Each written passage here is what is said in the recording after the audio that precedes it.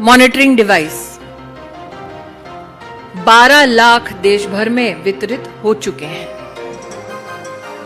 Technology से समाधान देने के लिए प्रधानमंत्री जी की इच्छा थी कि हम हर बेनिफिशियरी तक पहुंच रहे हैं कि नहीं, ये टेक्नोलॉजी के माध्यम से सुनिश्चित किया जाए।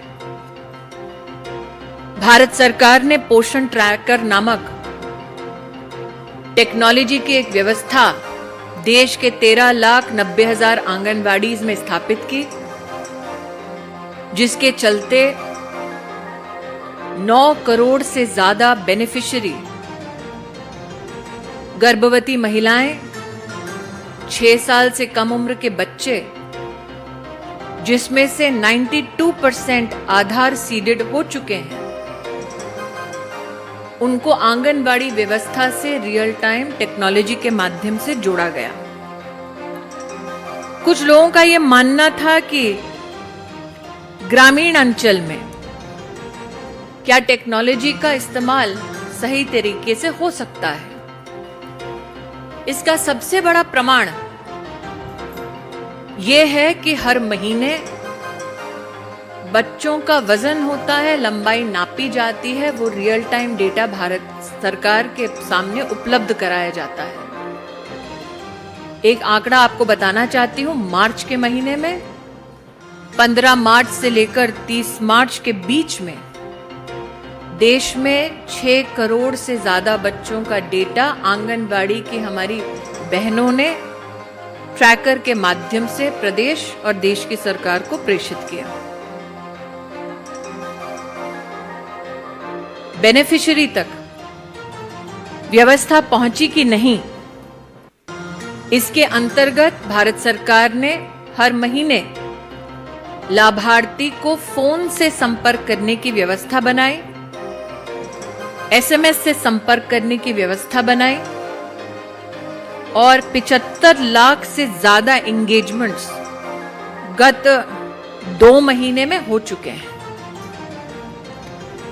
ये विषय शायद ही कभी सुर्खियों में आए, इसलिए मैं विशेष आपको यह आग्रह करती हूं कि ये जानकारी इसीलिए भी पहुंचाएं क्योंकि आंगनबाड़ी की व्यवस्था से और सरकार की जो स्वास्थ्य की व्यवस्था है उसके अंतर्गत गर्भवती माताओं को बैंक के खाते में कैश ट्रांसफर की भी व्यवस्था महिला और बाल विकास मंत्रालय के सौजन्य से प्रधानमंत्री जी के आदेश अनुसार हुई। दोबारा कहती हूं आग्रहपूर्वक कि यह आंकड़ा भी शायद ही कभी चर्चा में आता है, लेकिन यह हमारा सौभाग्य है कि देश में 3 करोड़ 32 लाख महिलाओं ने प्रधानमंत्री मातृवंदना योजना से जुड़कर 5,000 रुपए का कैश बेनिफिट अपने बैंक के खाते में प्राप्त किया। अब तक 13,650 करोड़ रुपया लगभग महिलाओं के बैंक खाते में पहुंच चुका है। मैं आनंदित हूं ये कहते हुए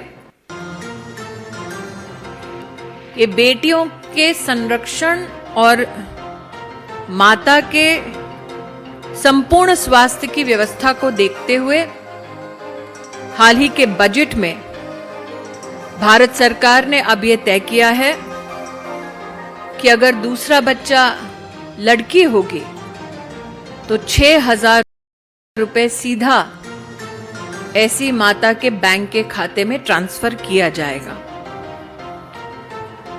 आज आप में से कई यहां विशिष्ट पत्रकार विद्यमान हैं जो साक्षी रहे जब कांग्रेस की सरकार ने निर्भया फंड की घोषणा की थी साल 2013 में। यह कहना उचित होगा कि साल 2013 में घोषणा तक अपने आप को सीमित रखने वाली कांग्रेस सरकार ने एक भी महिला सुरक्षा के लिए ऑपरेशनल प्रोजेक्ट नहीं किया। आज 9 वर्षों के कार्यकाल में प्रधानमंत्री जी के आदेश अनुसार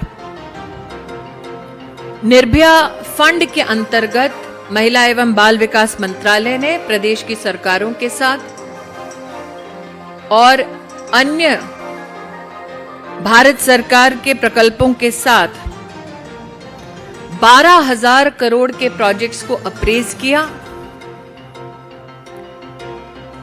6,712 करोड़ के फंड्स को रिसीव करवाया और वर्तमान में प्रदेश सरकारों को मात्र इसी फंड से 4,923 करोड़ रुपया भारत सरकार दे चुकी है। कई लोगों को यह जानकारी नहीं कि साल 2014 से पहले अगर महिला किसी मुसीबत में होती तो मेडिकल व्यवस्था, पुलिस का सहयोग, लीगल सहयोग, ऐसा कोई भारत सरकार का प्रकल्प नहीं था देश में जिससे महिला को संरक्षण मिल सके। प्रधानमंत्री जी ने आदेश दिया कि देश के हर जिले में महिला संरक्षण के लिए वन स्टॉप सेंटर बने। 801 सेंटर भारत सरकार ने अप्रूव किए। वर्तमान में 733 सेंटर्स देश में फंक्शनल हैं। प्रदेशों से मांग आई कि जहां जहां जिस जिले की आबादी ज्यादा है या जहां पर incidents of crime against women, महिला के खिलाफ वारदातें ज्यादा हैं, वहां पर वन स्टॉप सेंटर की संख्या बढ़ाई जाए। तो अब 300 और सेंटर्स खोलने का बजट भारत सरकार ने सुनिश्चित कर दिया है।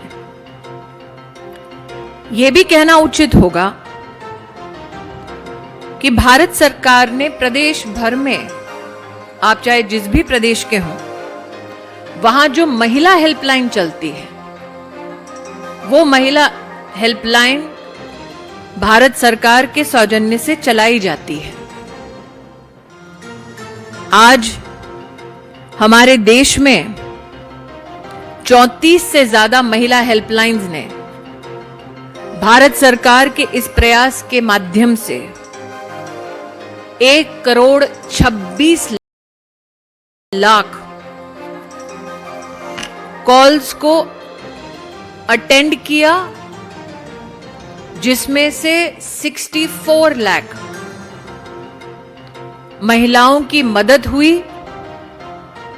ये सब भारत सरकार, प्रदेश सरकारों के समन्वय से और भारत सरकार की निधि से संभव हुआ है। देश भर में खबरों में आगे बढ़ेंगे, बात करेंगे ललितपुर की, जहां पर अमेरिका में एनआरआई के पद पर तैनात की जमीन पर कब्जा और भू कारोबारी ने दबंगों से मिलकर के किया कब्जा और न्याय के लिए अधिकारियों के चक्कर लगा रहे हैं एनआरआई अभिषेक।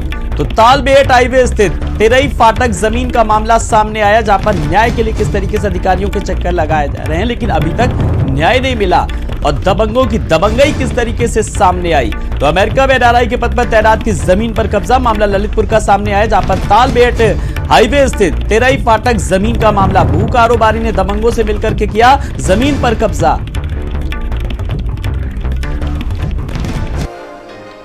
यहाँ पे मेरी ज़मीन तेरई फाटक के पास नेशनल हाईवे पे पड़ी हुई है, 200 बाई 30 फीट की ज़मीन, और उस पर मेरा फाउंडेशन बना हुआ है पिछले 21 साल से। 2001 में मेरा फाउंडेशन बना हुआ है।